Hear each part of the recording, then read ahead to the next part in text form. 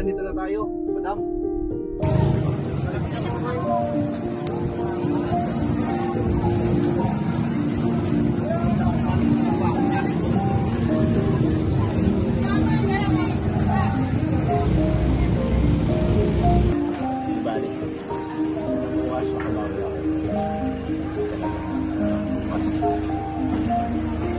Bawi ako.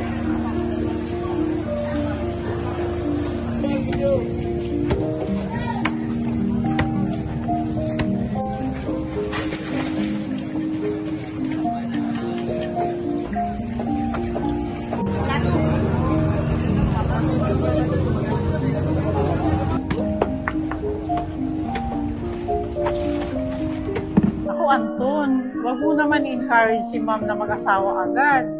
Ako, pag nakapag-asawa yan ng pasaway, matutulad sa akin yan. Ako, mahirap na. At saka, baka mag-iba na yung sitwasyon natin sa amo natin pag may asawa na. Hindi katulad ngayon. Diba? Kung anong wish natin, nagagrant ni ma'am. Katulad ng mga bali natin. So, wag naman sana. Sa bagay, may punto naman si Yaya, di ba?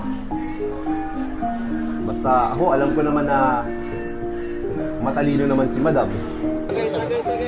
Tagay dito na. Para ba natin mo? Bilis ah.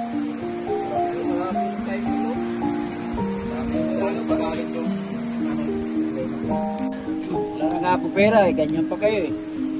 Oo, wala na tayo inumin. Isa ka pa rin okay. Gusto nyo, tagayin ko na lang kayo eh. Ha? Wag.